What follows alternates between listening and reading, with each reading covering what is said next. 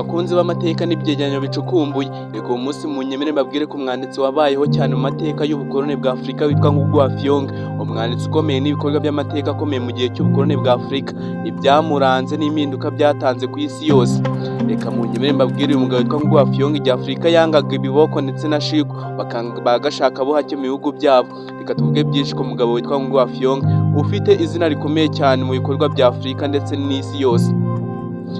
Umwe mu banditsi babayeho mu bihe byashize, ariko ibikorwa bye biranga kandi bigakundwa n'abasomyi benshi kugeza n'uyu munsi. Mu buzima bwe Ngugi wa Thiong'o yagaragaje yuko ubwanditsi ari inzira yo gukemura ibibazo by'abaturage no guharanira uburenganzira bwa muntu ndetse no guhindura ubuzima abaturage badafite kivurira.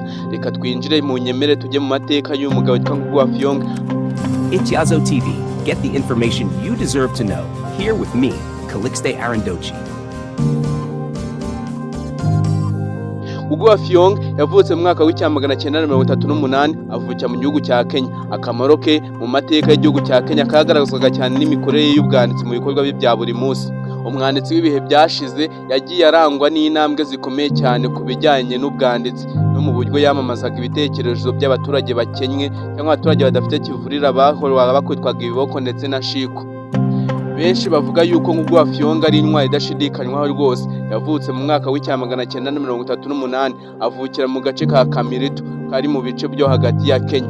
Akiri muto yahuye n'imico ikomeye cyane, imico y'ubukoloni ndetse n'ubuyobozi bw'Ubwongereza bwari bwarakandamije abaturage ba Afurika.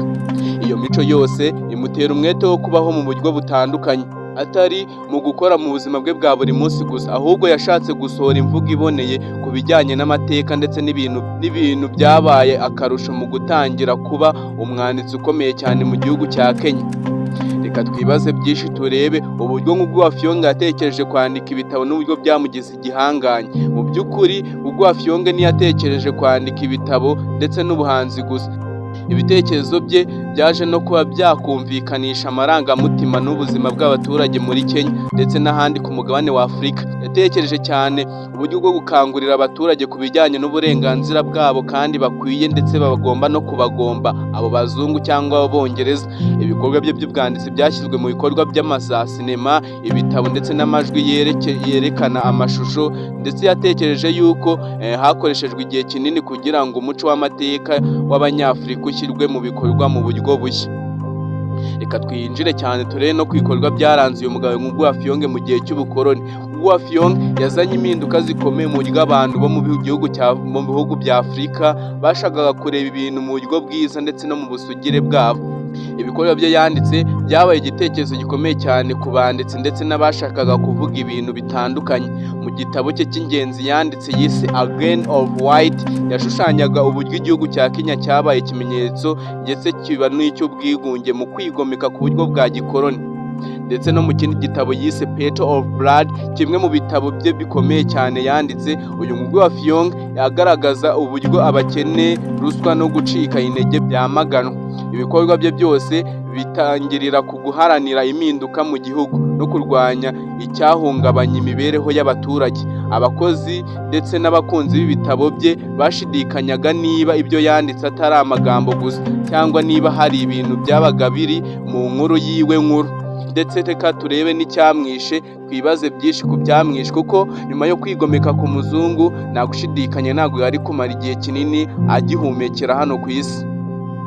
Nubwo Ngugi wa Thiong'o yari afite ubuhanzi bukomeye cyane, yatekereje yuko arenga ku bibazo byo mu buzima bwe bwite. Ubwo mu mwaka w'1977 Ngugi wa Thiong'o yatawe muri yombi n'ubutegetsi bwa Kenya kubera urwandiko yasohoye rw'igitabo yari yazise The Teenage Writers Prison Diary, aho yagaragaje imikorere y'ubutegetsi bwa Kenyatta nk'umuyobozi wari uriho muri icyo gihugu cya Kenya. Yari aherutse gukora ibikorwa byo kwandika ku byaha byakorerwaga abaturage ku buryo bw'agahato n'uburyo imanza zashyirwagaho mu buyobozi bwa Kenya zari ku buryo butandukanyijwe n'amategeko. Kubera iyo miterere ndetse n'iyo myitwarire, Ngugi wa Thiong'o yaje gufungwa mu buryo bw'agahato, atangira igihe kinini ari muri gereza. Ibi byatumye umugambi we w'ubwanditsi urushaho kubaho cyane kubera yashaka kwandika izo nkuru zose zibandwaga cyane n'abaturage bababaye.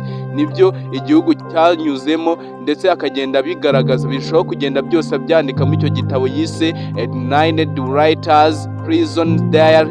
Ngugi wa Thiong'o ntiyafashwe cyane neza ndetse yarabujijwe gutembera igihugu cye nyuma y'iminsi mike cyane kubera kuburirwa. Gusa ibi byatumye yiyumvamo gukomeza guhindura ubuzima bw'abantu ndetse no kumvikanisha impinduka mu buryo bwe buzima kandi bwiza buboneye. Ibyo yakundaga nabyo ntago twabirenze ngo reka nabyo tubanze tubyinjemo tubisesengo hano kuri Factor 2025. Njye bagezaho ibyegeranyo ni umugaragu wanyu mwatumye ukabagezaho izi nkuru nk'izi ngezi zicukumbuye. Kanda subscribe niba utarayikanda kugira ngo utazajya ucikwa n'ibyegeranyo. Iyi ni channel nshyashya izajya bagezaho amakuru nk'aya ngaya kandi meza ugomba kubona ku gihe. Uyu Ngugi wa Thiong'o yakunze cyane umuco w'amateka y'igihugu cye cya Kenya ndetse n'umugabane wa Afurika muri rusange. Yagize uruhare mu gukomeza gushyira imbere umuco wo kwihesha agaciro.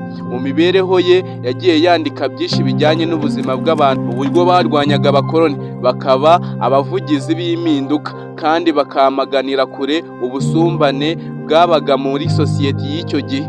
Ngugi wa Thiong'o yarashimishijwe cyane kandi n'uburyo yagiye abona isi izahinduka uburyo bw'imibereho ndetse akaba uburyo bwo kumvikanisha ibitekerezo mu buryo bw'igitabo cyiwe yaranditse byinshi bigiye bitandukanye. Ngugi wa Thiong'o dore yuko yabonaga yuko ibyo bitabo yandika bizahindura benshi, icyo nicyo cyamuteraga indeke ndetse kikanamushimisha.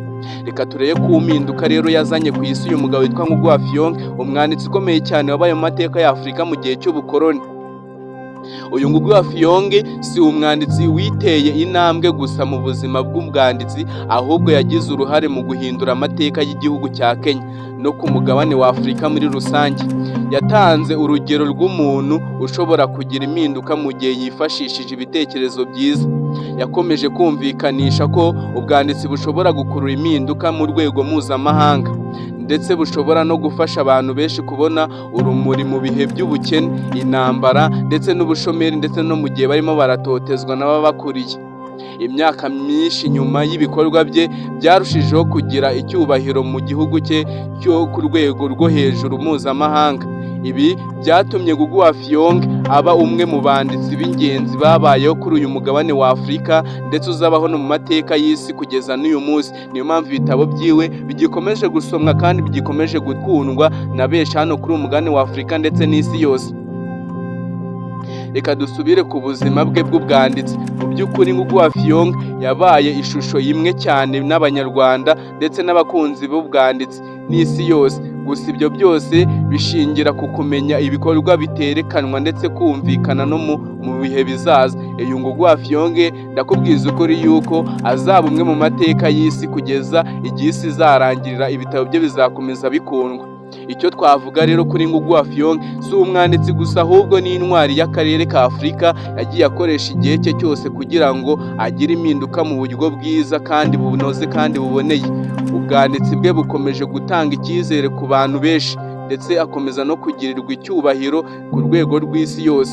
Mu kwandika ibitabo bye Ngugi wa Thiong'o yahinduye amateka n'ubugingo bwa benshi. Ibyo byatumye izina rye rikomeza gukomera ndetse rirakomera cyane kugeza n'uyu munsi, ndetse ibikorwa bye byose bikaba bigikomeje kwibukwa kugeza no kuri urwego rw'isi, aho ari umwanditsi w'amateka.